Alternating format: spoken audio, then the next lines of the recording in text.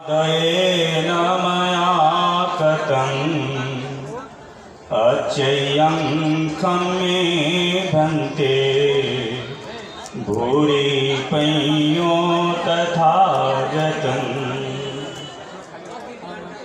भदंत ज्ञानेश्वर बुद्ध विहार कुशीनगर के इस प्रांगण में कठिन चीवरदान के आयोजक पूजनीय बनते महेंद्र जी को पंचांग प्रदान करते हुए मंच पर विराजमान हम सबके गुरु पूजनीय बनते ज्ञानेश्वर जी के चरणों में वंदन करते हुए और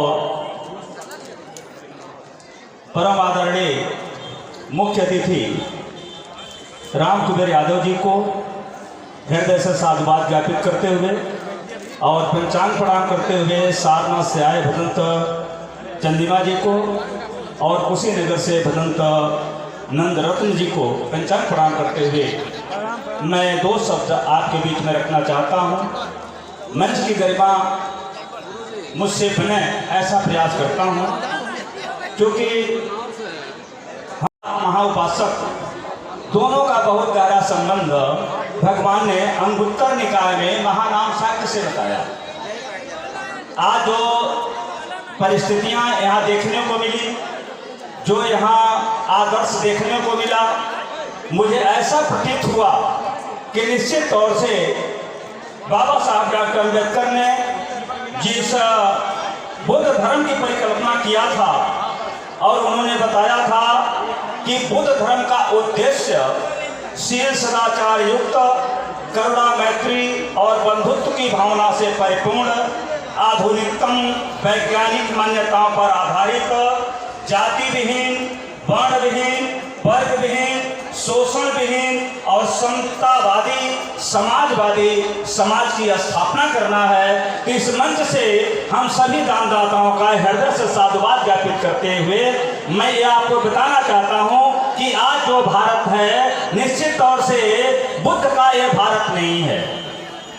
आज जो ये भारत है ये बुद्ध का भारत नहीं है। भगवान के समय में भारत का जो नक्शा था, भारत का जो परिमाप था, भगवान के करुणा मैत्री से जिसका संचालन होता था, तो निश्चित तौर से मानचित्र में आप इतने देशों को अंकित करेंगे तो पता चलेगा कि बुद्ध का भारत वह है, आज बुद्ध का भारत नहीं है।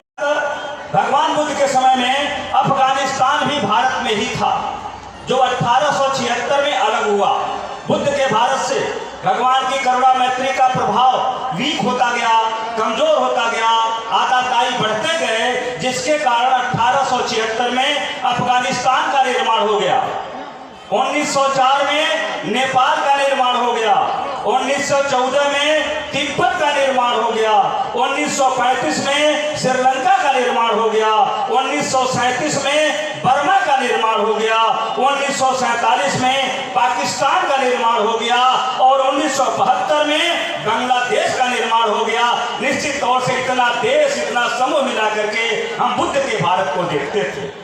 हम आभार व्यक्त करना चाहते हैं समस्त दानदाताओं को इस कठिन चीवरदान के अवसर पर। और मैं ये बता देना चाहता हूँ निवेदन के साथ कि भगवान बुद्ध ने अंगुत्तर निकाय में महानाम शाक्य से उपासक का परिचय बतलाया है कि एक बौद्ध उपासक कैसा हो सकता है।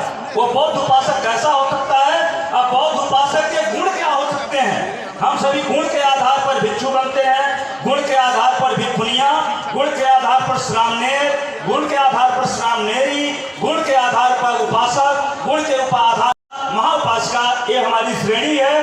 तो एक उपासक के बारे में भगवान ने अंगुत्तर निकाय में महानाम शाक्य से बताया है कि एक उपासक, बौद्ध उपासक कैसा होना चाहिए। तो पहला गुण है एक बौद्ध उपासक का, जिसको भगवान ने बड़े आदर के साथ प्रस्तुत किया, वह है भिक्षुओं के प्रति आदर की भावना रखता है।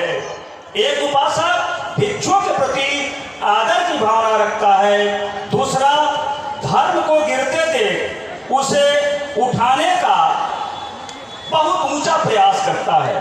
तीसरा, धर्म को सबसे ऊंचा समझता है। और चौथा, यथाशक्ति दान देता है। और पांचवा है सत्य धारण करने वाला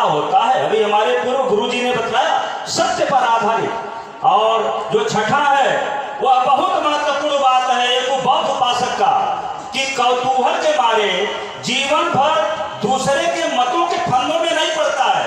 ये बौद्ध उपासक का लक्षण है। सातवां है शरीर वचन और मन का पूरा संयम करता है। आठवां है शांति चाहने वाला होता है।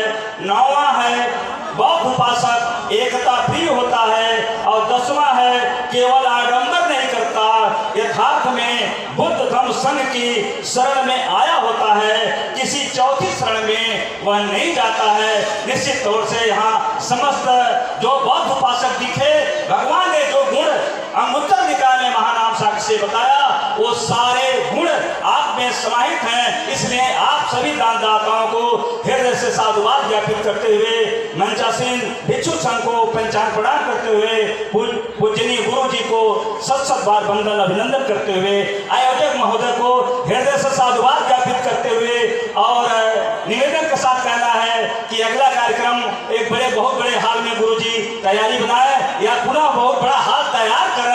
ऐसी मंगल मैत्री के साथ आप सबको साधुवाद ज्ञापित करते हुए अपनी वाणी को विराम देता हूँ। नमो बुद्धाय। जय भीम, जय भारत, जय संविधान। धन्यवाद बंदे जी।